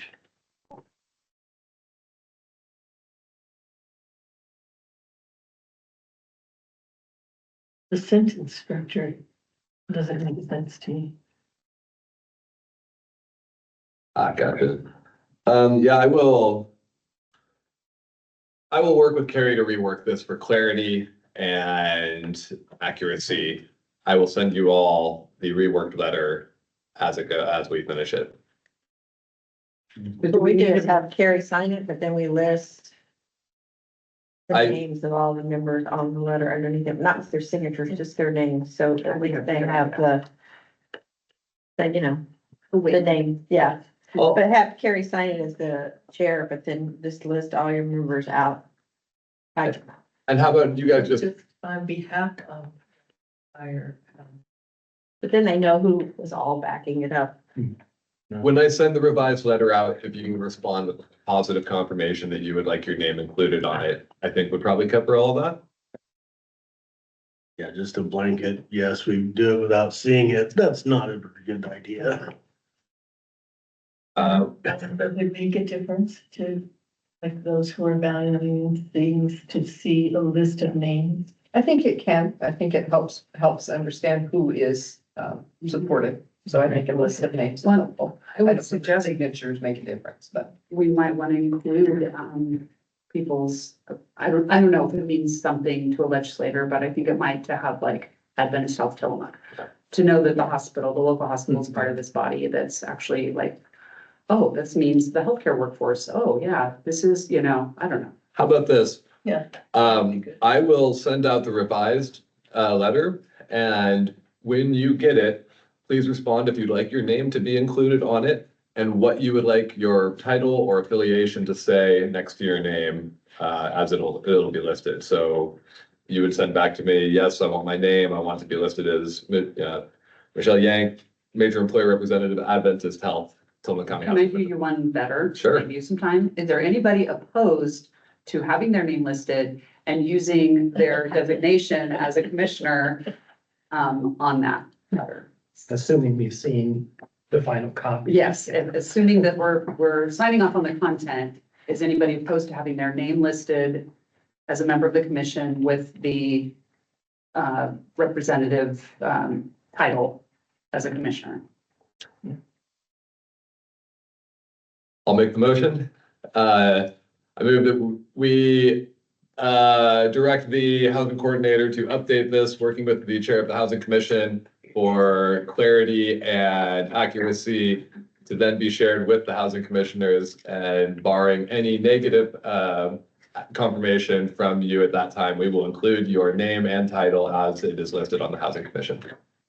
I'd like to second that. Oh, okay, never mind. You take it. Got to be quicker. Good idea. Okay. So all those in favor? Aye. Opposed? Okay. All right. Before I jump to the next letter, Jackie. She was I. Yeah. Before we jump to the next letter, I know, Jackie, I saw your camera turn on. Was there part of that ADU discussion that you wanted to add any comments to?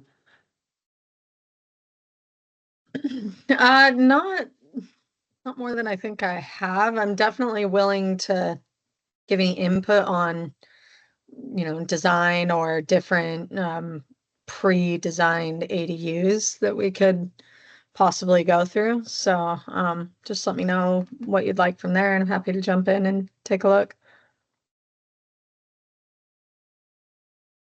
Thank you.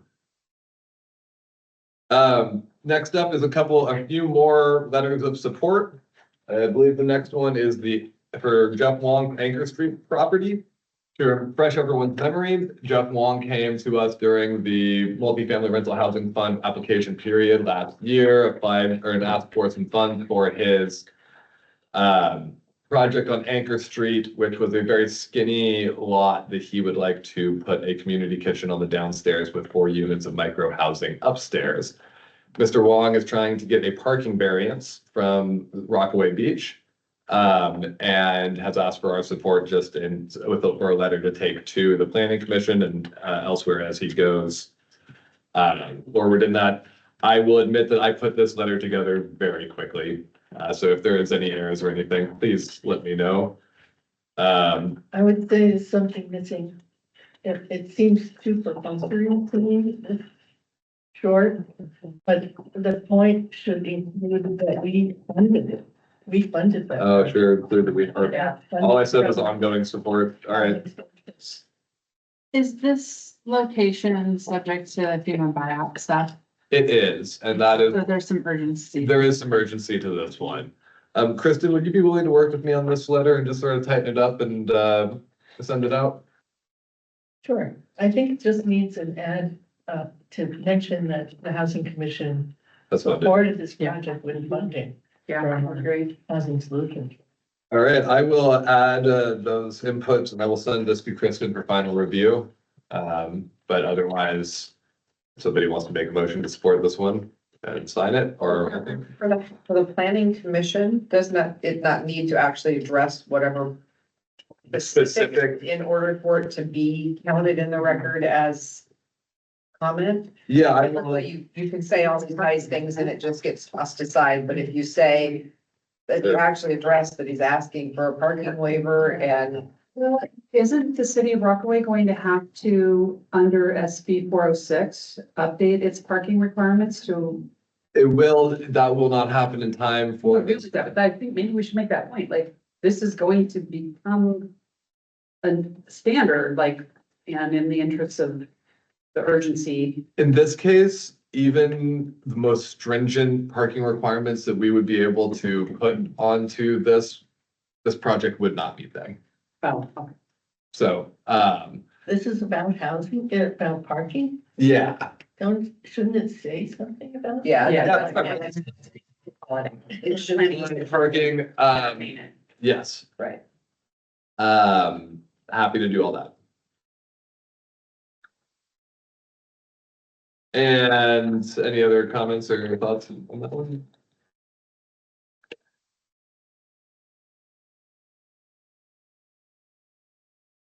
Okay. The next letter is mine to Representative Bonamici. I wrote this letter. This is one I am not sure if we are going to send or not, but I know that it would need to go between now and the next Housing Commission meeting if we do. So I want to be really clear on that. This is a letter I wrote very much advocating for help getting the EPA Climate Pollution Reduction Act funding to be more flexible to act as it would if it was housing dollars coming from HUD. And I wrote this because this is an ongoing issue in rural communities everywhere in Oregon, that it is more difficult for them to access federal support. And one good way to illustrate this is prevailing wage on a project in Portland adds 12 to 15% to the cost of the project. Prevailing wage in rural communities is more like 25 to 30%. And a big part of that is because of availability of people who are willing to engage with this. We would basically, to do prevailing wage projects, we have to go find people in Portland who Pay them more than they're. specialize it, and then, yeah, pay them more and pay them to drive out here to do it. Stay here. Yeah. Right, and so this is a letter kind of calling attention to certain parts of that. And just basically asking for some of our representatives to support our efforts to use these EPA funds in a more housing specific way, in the way that they're intended. If our solutions that are being talked about between the DEQ and EPA right now bear fruit, and we have a resolution that doesn't require sending this letter, it would be my preference not to. But if the EPA comes back and tells us to pound sand that's prevailing wage all the way across, and you know, if you look at this money wrong, like you have to pay prevailing wage to yourself. And so I don't know if this is one that you guys would like to sign in that way as a like send if. I really don't know what my ask is here, so yeah. If you don't know what you're asking. I don't know what my ask is to you guys. I don't know how to phrase what I'm saying. I think that what I'm hearing you say is that depending on the outcome of the conversations that are being had right now with DEQ, if it comes back in favor of this rebate system, if we don't send this, but my argument would be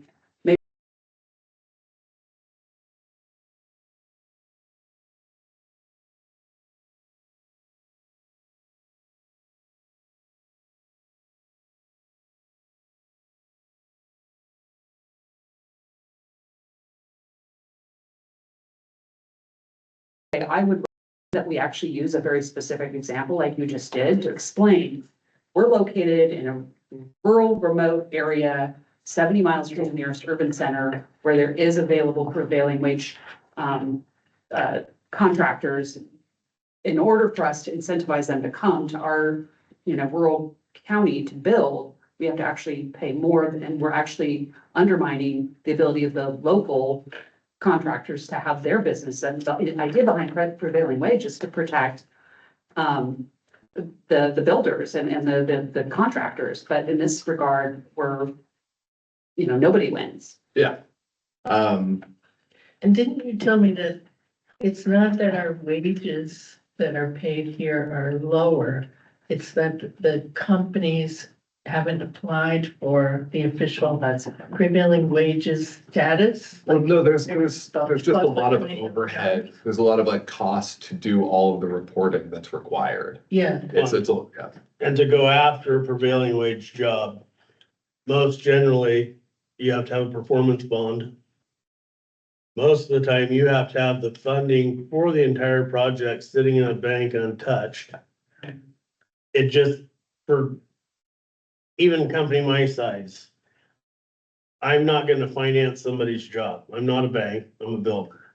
So if you want me to tie up $100,000 or $200,000, it's like the transportation district. When they built the new building at the dump, Averill wanted to help keep it local. Averill pulled the performance bond.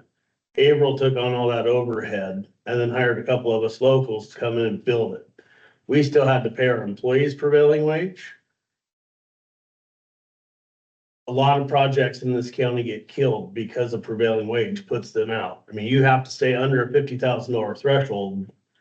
And I've even done some projects with the county where we break it up over several years. Because if you can segment it and stay under the 50,000, it makes a project able to move forward. The second you try to ball it up and do it at once, their funding just won't handle that capacity. I mean, Sheriff's Department, 4 years worth of working for a project that, yeah, you could win and blow it all up at once, but they would have never been able to get it through their budget if they had to kick it to prevailing. So they should have gotten rid of prevailing. That stuff is missing from this letter. I agree. It sounds like we're just don't want to pay our workers the same amount as everybody else by saying prevailing wage. And that's not really the issue. It's the accountant part, it's the requirements. Administrative burden. Administrative stuff and that's, it's not really a thing. The legislators and they know this. This has been going on for a long. I mean, I don't think it's something that they don't understand. I think it's a bigger issue that if you try and fight against it, then you're trying to unravel prevailing wage altogether, and that's a fight. That's a union fight. Then you're affecting donors and support. Yeah. It's business. I mean, I mean, I don't think you're telling them something that they don't already know.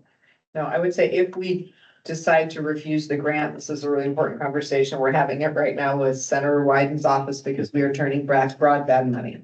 And we're turning back broadband money because we cannot afford to use the broadband money. It's very similar to this situation. We have a meeting that's being set up with Wyden staff and the Reconnect folks at USDA and the whole thing. My recommendation would be if you end up determining this is not possible, then we should reach out to Estlin with Bonavici's office. We should reach out to Gustavo at Berkeley's office. We should do this in a very direct, very intentional way, leveraging the relationships the county currently has with our elected officials and their staff. I appreciate that a letter from the Housing Commission gives it an additional force. But if we just really want to try to push the envelope and get this conversation to the right people, I think that the letter is not the most efficient way to do it. Great. That's not something small. Yeah, well, and I think too, you look at like the state legislation around what we ended up bringing Senate Bill 406 in so that we could take advantage of it. The reason that they didn't apply that to rural communities is that we couldn't handle it. Right. But then when you look at these other things, there's no acknowledgement of that fact that there is a difference between urban and rural centers when it comes to these policies and these, how the funding mechanisms are, what the requirements are under the different funding opportunities.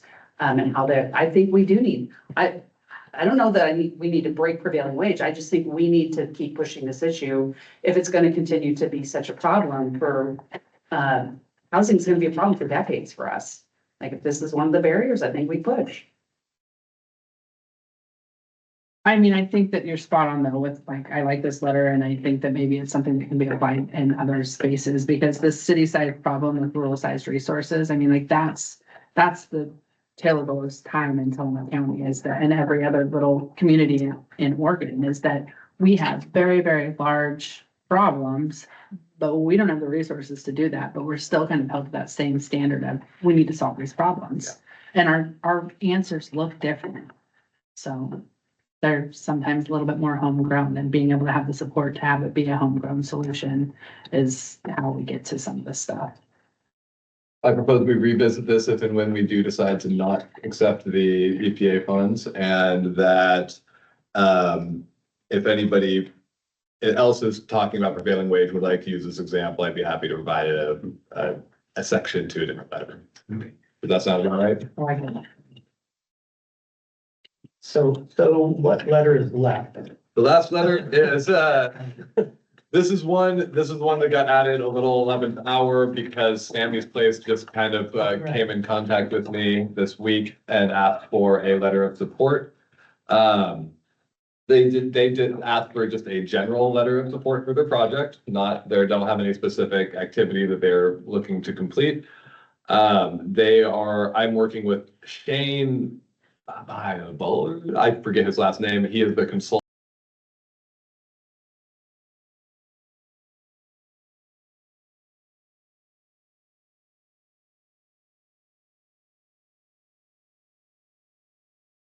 Adults with intellectual development disabilities, and these are a home ownership project. So these are not a rental as we normally talk about when we talk about AMI ranges, but the AMI range that they are hoping to serve is 60 to 80% of for affordable housing ownership, which is a little bit different calculations and math that I'm kind of diving into and learning what the minute details are when you are working with a for sale instead of a for rent affordable housing like this situation.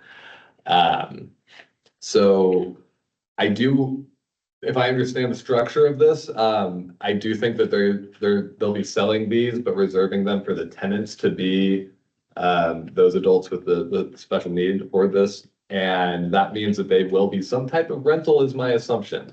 Unless they are selling them to those people themselves, but I do not know. So there's more to learn about this project. Like I said, this conversation just got going with their consultant. I'll be having more and more updates with this as we go forward. Briar, do you have information on Sammy's house and their project? I don't know if it's changed, but we did meet with them like 2 years ago when they were first looking at this project, and their thought was integration. So those with disabilities integrating with Yeah. the community at large. So they had originally talked about Habitat building some of the homes that would be for sale. That was the original thought. And that they would rent out the other ones to those with disabilities. I don't know where that's currently at, but I will definitely reach out and see about getting another seat at that table. Because it was put on the back table for a long time, but I think it's a great idea, the integration piece. So I'm thinking maybe that's why it seems fuzzy, because it is kind of both. How often do they need this letter? Are they requesting? This is not an urgent letter. I put it in because we were doing letters today. I almost would prefer to have a little more information about what this project actually looks like before. I'll work with Briar and see if we can't make a meeting with the consultants and tease out a little bit more details at that time. And I'll bring this one back. If they get a fire under their butt to needing this letter for some reason, then I'll push it out to you guys. But I don't think that there's something burning down or knocking down their door on this. Need better housing plans. Well, that's handy because we probably have a solid amount of time for the committee reports. The very first for us, and I think the last 12 months, we get more than 30 seconds each for our committee report out. So is there anything before we jump committee report? Did you provide after for the production? Thank you. Housing Productive Solutions Fund updates. We already have 2 applications through. The fund opened mid-October, and there was a few bugs that we worked out pretty quick. We'll be increasing our outreach and letting people know about this, but we are holding this open for a good long time, and we'll be getting the word out even more. I know that we have written to the papers and as a press release, and we'll hopefully see that pop up in the next edition. And we'll be doing some more direct outreach. That's something that I'm sure the outreach meeting will be kind of focused on what else needs to be done through that. Do you have a tentative close date on that? December 31st. So plenty long time Yeah, to go. I think we did change this since we had our last meeting. The finance committee changed the deadline. Or, I don't know, if it was the finance committee or the outreach I committee. believe it was finance where we had made that decision to really expand it as much as we could. And so I'll refresh you guys on the timeline of this. This will stay open until December 31st. Our January Housing Commission meeting will be held on January 14th, which is not our normal time. And that was a poll that was sent out to everybody for your availability, and of the respondents, that was the day that worked the best for everybody. I am in the process of reserving the conference room at the community college for that meeting, because that will be a long all-day meeting, and it might be nice to have some windows. So right.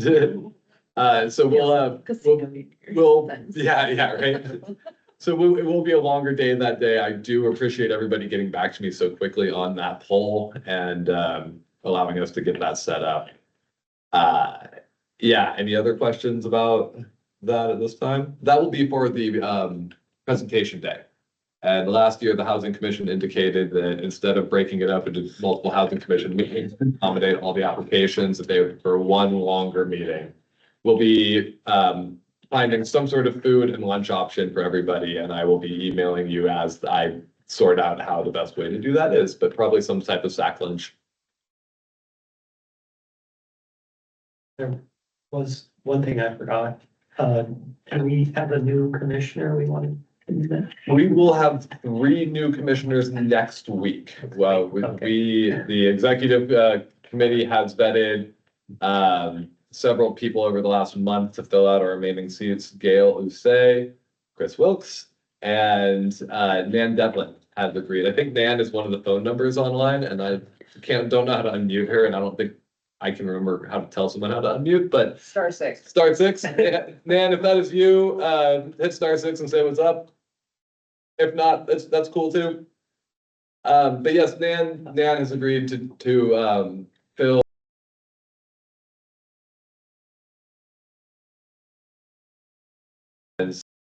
And will be coming in as a representative of the hospitality industry larger as they are one of the major employers, but there isn't just one of them. So she'll be a good option to represent that entire community. And will also bring some great perspective to the commission, I hope. Did anybody from the executive committee want to make any other comments about that? Everybody on board and Yeah. full. Let me walk it back that we're not just bringing them on. I will be bringing the recommendation to the Board of County Commissioners next Wednesday for that. Sorry, I. Jumped in. Thing to look forward to. This is kind of jumping in. I would like to see us do some features on all of our commission members now that we are fully up and going. So this is kind of something for the outreach committee that we haven't really talked about, but just while we're talking about members, how do people feel about that? Like a little short 3-question interview, headshot, you know, why you chose to serve, what you're hoping to see come about as a result of your service on this commission. Yeah. I love that. I'm happy to do it. I want to do a good photo for everybody and like we'll do something interesting. Chris and I will have a picnic out in a field and we'll do like a whole shot, like a glam shot. It's gonna be awesome. We'll have star filters. You're gonna look great. Yeah. Yeah, we'll find some, yeah. Yeah, I did have some friends who are work for various nonprofits saying that it's by the standard, it's surprising that we don't have individual members called out in terms of who are you and what's your background. And so it seems to be quite a standard practice to have such things. It sounds like we need some bios, everybody. Yeah. Yeah. Would everybody be okay writing a short bit about themselves and sending it off to me? For whatever you're comfortable as a bio and we'll create some pages and then we can feature them. Better give us a word limit. I might like that. 12 words. Kristen, you can be helping me develop the word limit then. Do you standard template or do you care? I will refer to our chair of our outreach and education committee. I think standardization is always nice. So, you know, if a person has, we can come up with a template and we'll send it out to everybody. How about during the next outreach meeting, we put it on the agenda for each of the outreach committee members to first, we'll do a bio for each one of them, and then we'll share them as a template for the rest of the housing commission as a follow. We only online bio. Information most people need for this, but.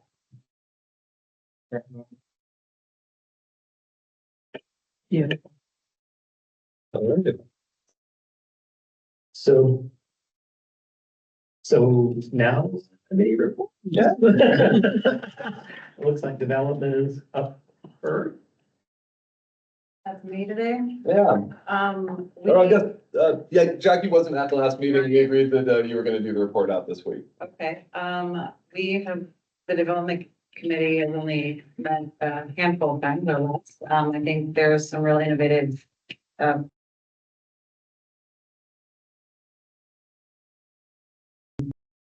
be helpful in guiding some of the things that come to the meeting. Any comments on the last meeting we held at the Brownfield So Center? that was super informative and the amount of people and outside sources that were there was encouraging. The involvement that people are taking in property. Pretty cool. Yeah, one of the people who's been a participant in our development committee is a modular home building specialist named Derek Aragon. And the way that he builds housing developments is with basically a rolling production facility. The way he puts it, prints housing as he goes. he hasn't found anything, and he initially talked to me about if there was project availability in Tillamook. We haven't found anything that meets anything close to what he's looking for, but he's fallen in love with the area and he keeps participating and helping. And I just want to call him out because he drove further than anybody to this meeting. He stayed till the very end and just had so much great insight into how to look at a facility in terms of, can this become a manufactured production housing place? It really elevated my understanding of the requirements. One of the weird ones, perfectly flat floor, like a 10 of 10, like most level surface you've ever been on is required. That doesn't bode well for. Yeah, totally. Totally. Available land, you're like, yeah, it's here. I was like, so what's this floor in here? And he kind of looked around and like, 4 out of 5, 4 out of 10. Yeah. But I just wanted, it was he put a lot of effort into coming down and helping for that. And it's very appreciated, along with all the other community members and stakeholders who were there.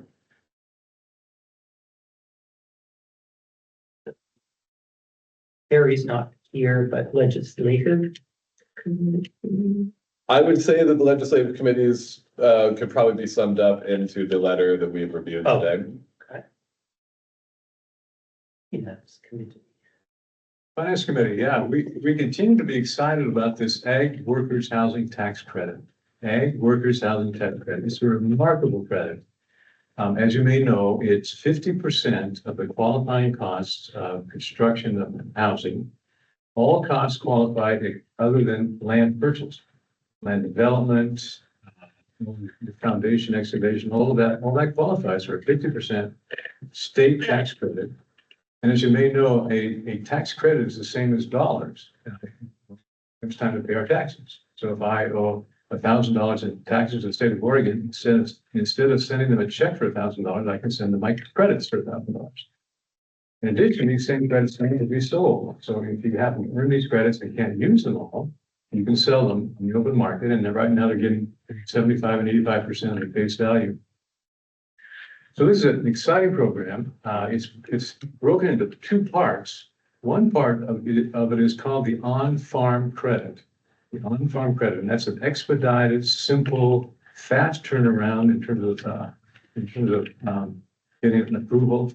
And we now have $1.5 million in that fund at the state level, and that funding will open in January of 25, and they're accepting applications now for it. And so we want to try to get the word out to more ag employers.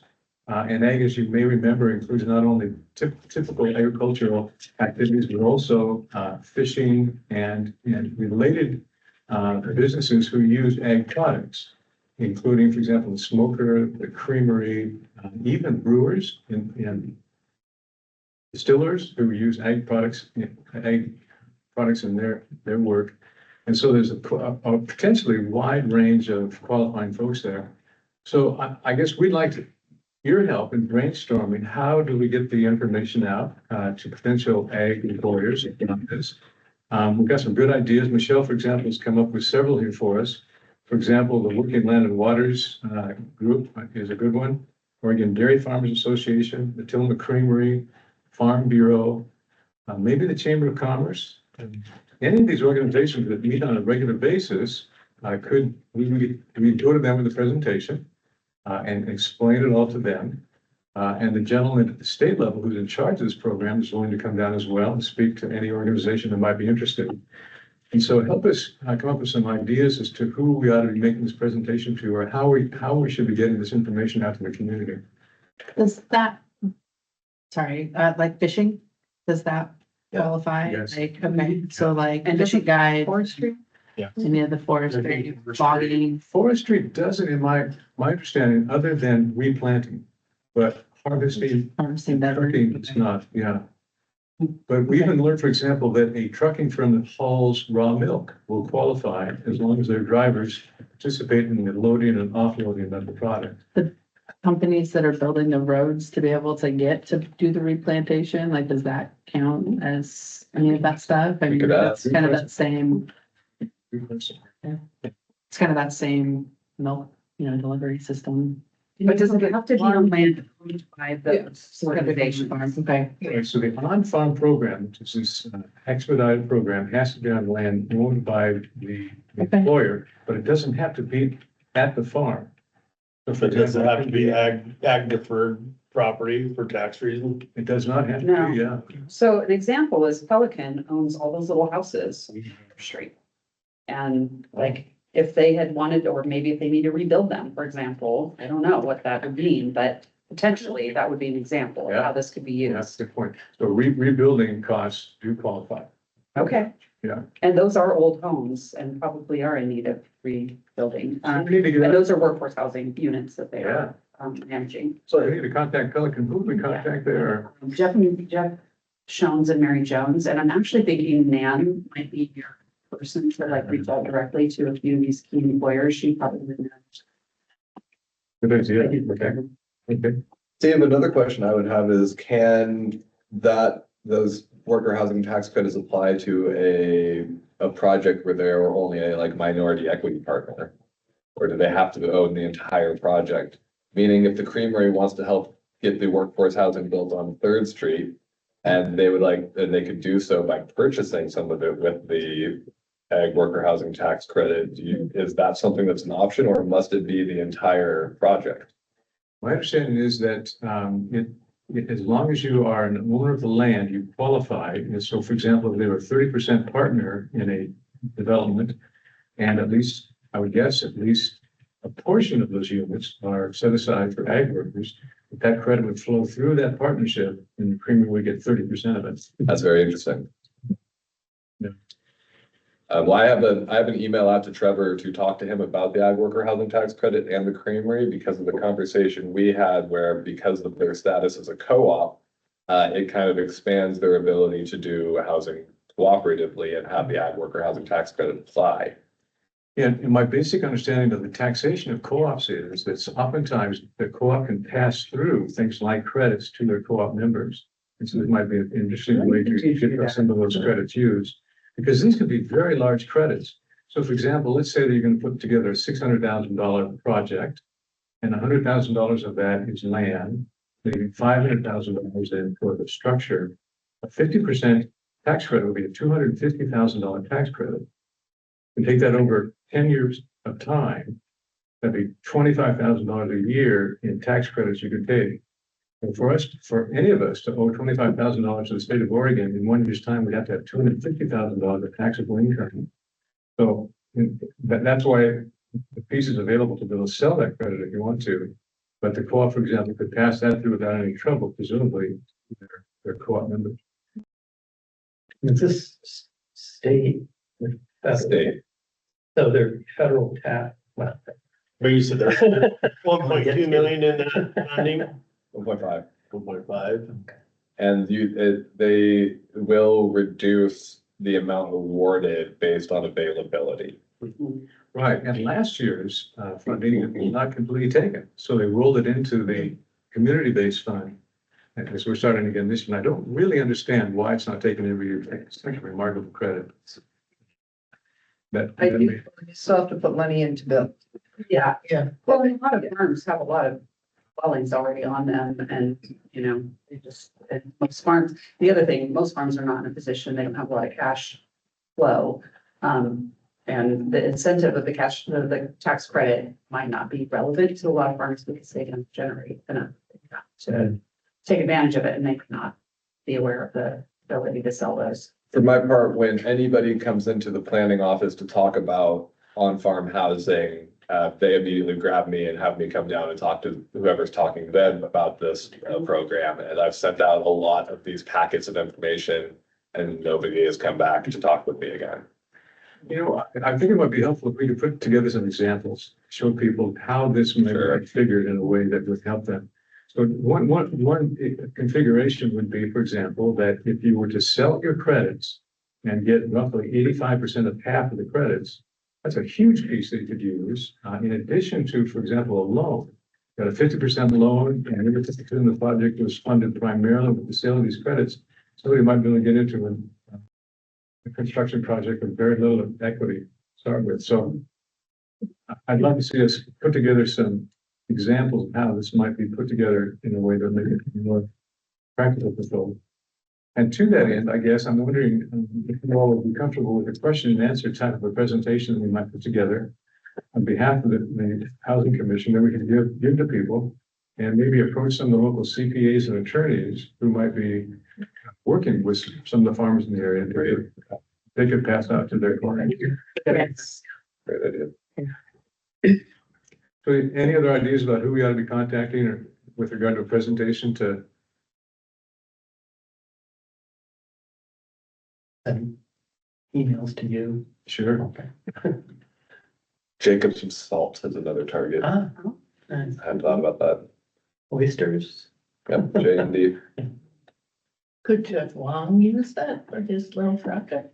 Yeah, and we'll explore that as soon as he gets his verification letter.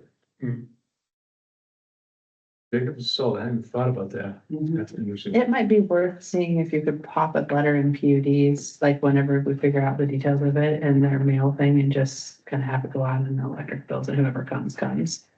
In terms of information, I mean, we might be missing, if we put a little like flyer together that says qualify any, do you know anybody that does? It's like, we actually want to spread the word, getting it out to whoever might know somebody that's probably.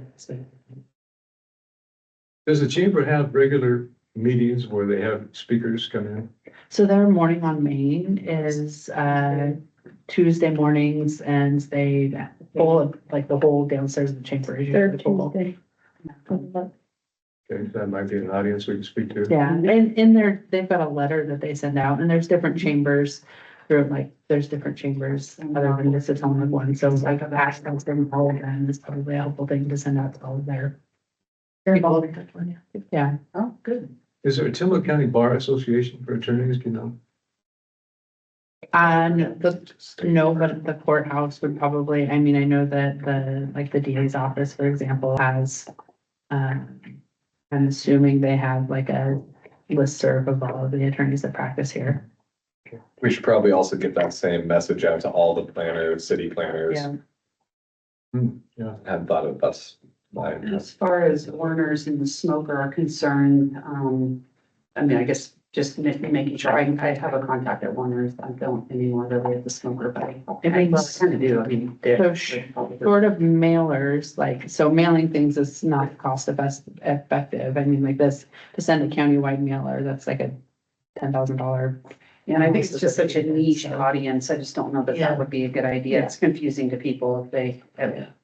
I think direct Nice if outreach. there was a one pager that was relatively simple to share, and then to share it at this higher, like the Working Lands and Waters at the Farm Bureau, get the chamber's help to figure out how do we get it out to our agricultural businesses that they work with. Start with some pretty targeted spaces. Yeah. And where there's high likelihood contacts, I guess. Rather than blanketing the whole county to start with. Let's start with that and generate some conversation. I What think is the that's- timeline for these applications? January 1st is when the program opens again. They're actually accepting applications now. Okay, when does it close? It doesn't close in September of 25, I think. Oh, gotcha, but it's fair to say, so when those funds go away, they just kind of go away and it's revolving? They just roll into the next. And this would be one of your videos, Parker, do you do it Every other, but I haven't put it up. Yeah, just to figure out how to simplify it enough that it can be interest grabbing as one of your topics when you're on the radio. I'm gonna try and find somebody who's actually used this start to finish and get the story too, because that would help a lot. Yeah. Well, there's 4-H. They can take it home to their parent. Oh, it's an extension. Yeah. Yeah, Yeah. the age of a lot of agricultural, so that's good. That's the other one is there is a person at OSU Extension that works with local small farms. That Dakota. I used to know who it was. Used to be Troy, but I don't know if they haven't replaced him, have they? It's a new position that was. And Julia Wenzel was in it, but she's at the food bank now, so I'm not sure who. Or if that program is still in place, but we can figure that out. Yeah. So does this segue into the outreach? I think so. focus, I was not at the meeting, full disclosure, but so jump in anyone that was, but primarily I know the planning, and implementation for promoting the Housing Production Solutions Fund grant application, was the primary topic. And then in addition to that promotion, we've been doing some success spotlights. With regard to the promotion of the Housing Production Solutions Fund, we are looking at expanding reach. We need to continue to be promoting it and get the word out and amplify that. So we would ask that you all, as per usual, but especially with this, watch for anything that you see coming out either on social or other channels and share that and forward it and promote it yourselves, if you would, please. So that, because while a lot of the players and developers that we've been working with are aware of it, this is ideally, you know, we want to get out to everybody that might be interested and start building awareness of this opportunity more broadly. So. Finish it off. Anyone out there? Anyone online? No. Okay, then let's adjourn at 11:03.